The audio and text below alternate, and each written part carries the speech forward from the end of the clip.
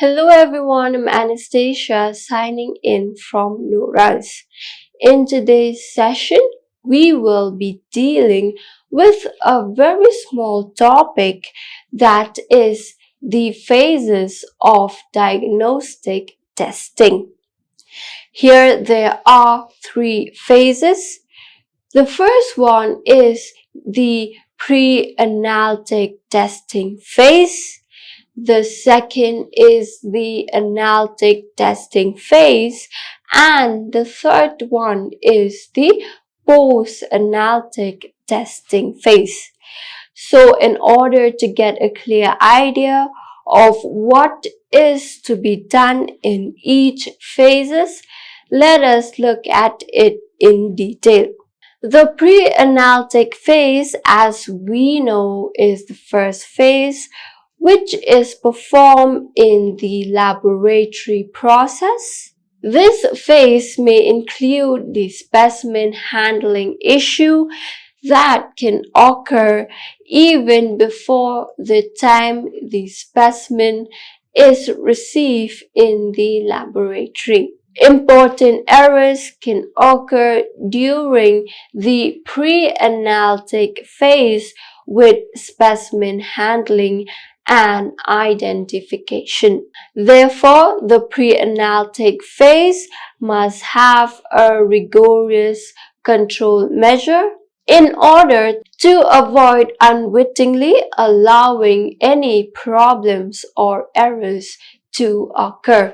So this is the phase in which we must take a rigorous measure in order to avoid any problems or errors related to the specimen handling or identification, as well as to prevent any specimen handling issue that can occur even before the specimen is received in the laboratory.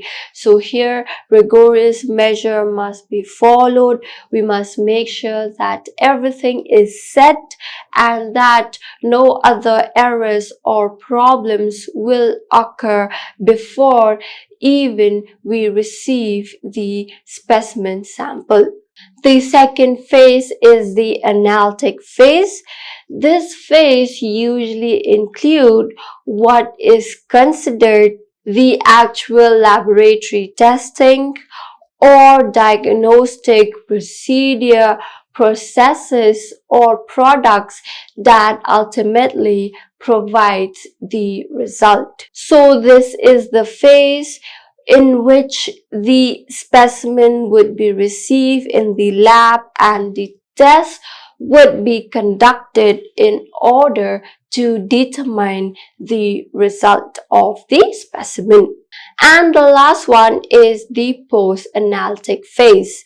This is the final phase of the diagnostic testing, and this is also the phase which would culminate in the production of the final value, the final result, or the case of histology or diagnostic pathology report. So this is the last phase in which it would culminate the final value or even the final report of the patient.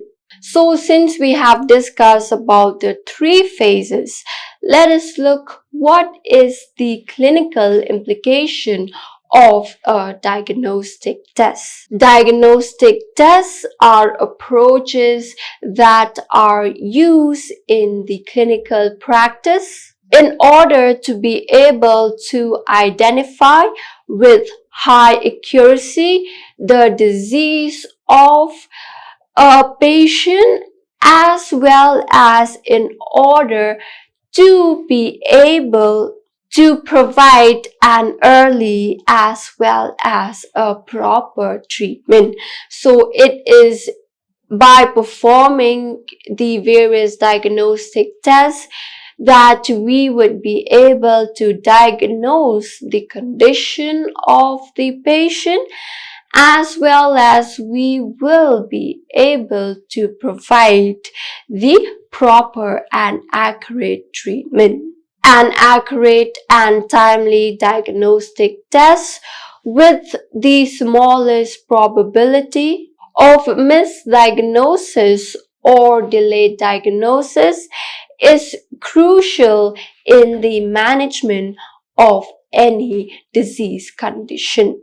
In clinical practice, it is essential to identify the diagnostic tests that would be useful for a specific patient with a specific condition. If there is an over or an under diagnosis performed, then it would closely reflect on unnecessary or no treatment, which would result in harming both the subject as well as the healthcare system.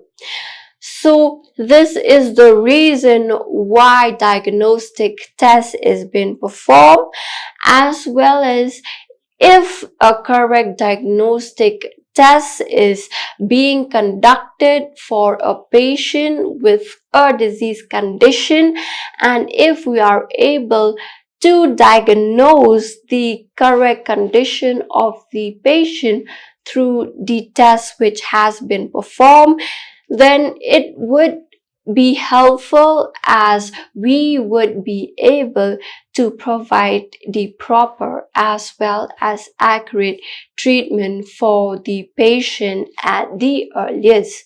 So I hope you have got a clear understanding of the three phases of diagnostic testing, as well as about the clinical implication of a diagnostic test. So we have come to the end of this small topic. I'll be meeting you in my next session.